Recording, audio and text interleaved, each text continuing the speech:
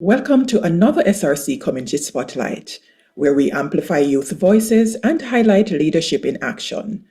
Today, we're featuring Tonishae Smith, Clarendon Youth Mayor 2023. This conversation goes beyond titles. We'll be exploring youth leadership through representation, responsibility, and service, and the lessons civic participation can offer for personal growth and community impact. Tonishae, thank you for joining us. Thank you so much for having me. It is my pleasure. Let's start by getting to know you. Who is Tonishae Smith beyond the title of Youth Mayor 2023, and what first inspired you to step into leadership? Beyond the title of Youth Mayor 2023, I am a lover of food. I love people. I love to socialize. I love to read. Definitely a talker. And for me, it was less of inspiration and really more of answering a call to service, a call to act. I realized something was missing. And when I was called upon, I decided I'm going to do it. The people needed me, service needed me, and I'm going to do it. That sense of purpose really matters in leadership. From your experience, what does youth representation really look like when you're sitting at decision-making tables? When you're at decision-making tables as young people, it can look like tokenism in a lot of instances. It can also look like competition. But more than anything, I think it really looks like consistent action because when you're at the table, you want your impact, you want it to count, you want your contributions to count. And for that to happen, it has to be through consistent action. Representation often comes with responsibility. What was one responsibility of that role that challenged you the most and helped you to grow? Recounting my experience, there were a lot of responsibilities, admittedly. Some of these responsibilities included shadowing the mayor at the actual mayor at different ceremonies and inaugurations. It also entailed liaising with different community groups to get projects done. And of course, leading your own council.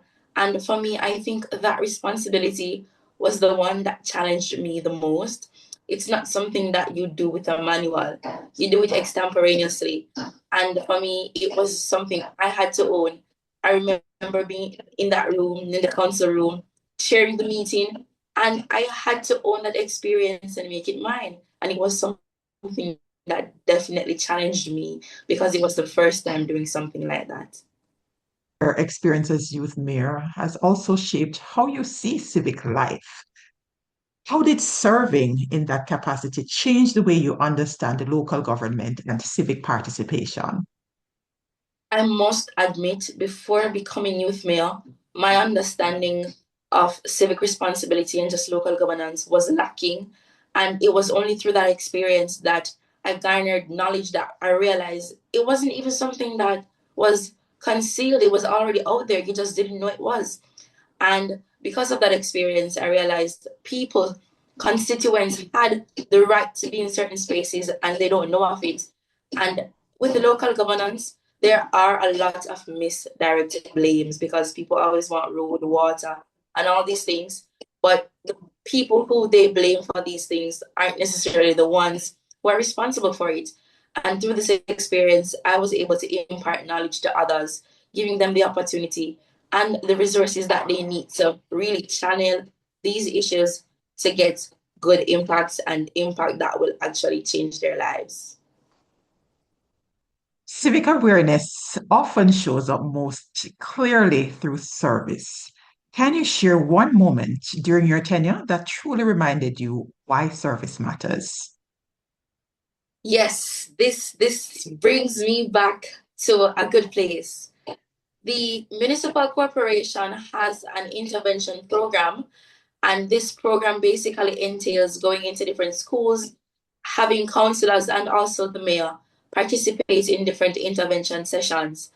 And I remember when I had the opportunity to visit an institution and I had to share with a room full of students why the service actually mattered. And for me, it really hit home because I was able to pull on my very experiences, the things that I have done, to demonstrate to them why service mattered, and telling them about the benefits of being of service, the tangible benefits, and just the benefits that you get in terms of self, the feeling, positive inputs, positive outcomes, and how it really reflects in your life or on your life, and what kind of manifestation it has for the future. And being there, sharing this experience with a room full of students, it was really a good experience because as a student, I'm telling them why it mattered. And I knew why it mattered because I did it. It was tested and proven.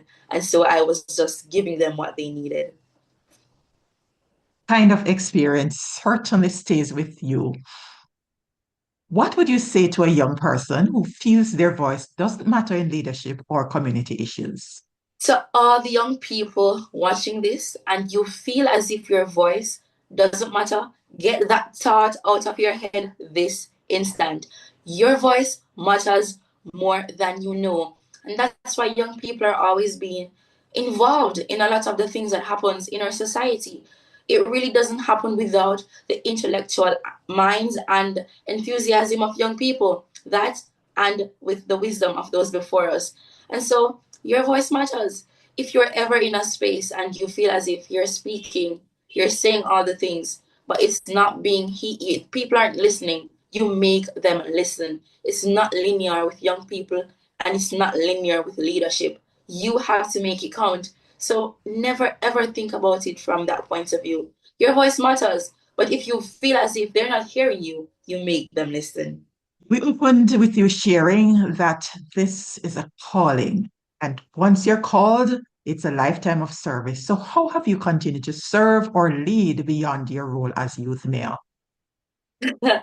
I must say, I think my role or that experience really propelled me for what was to come because as soon as I got into the university space, it was like, you're gone. You're doing all of the things, and it's like you didn't even realize that this is what we're doing. It just happened so naturally, and so I participated in a lot of competitions. I served on a guild subcommittee in my first year. I entered a pageant for my hall of residence, and I won. And then I went to advance. I ran a campaign to you know, in the elections, the guild elections. And I ran a campaign, I won. And currently I am the guild secretary. So I am currently serving as the guild secretary and as Miss Preston.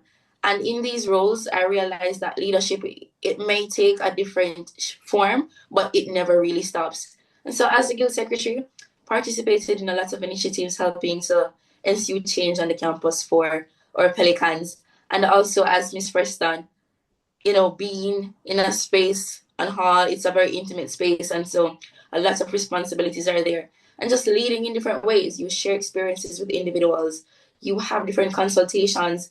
You are invited to be panelist for different discussions. So in these different ways, I have been leading, and I know a lot more is there to come. We thank you, Tonishae, for sharing your journey and reminding us that leadership is rooted in service, responsibility, and showing up. To every young person watching, remember, as Tonishae emphasized, your voice matters more than you know. Your participation matters, and your leadership journey can begin right where you are. This has been Community Spotlight, where we continue to amplify youth voices through civic engagement. Thank you for watching.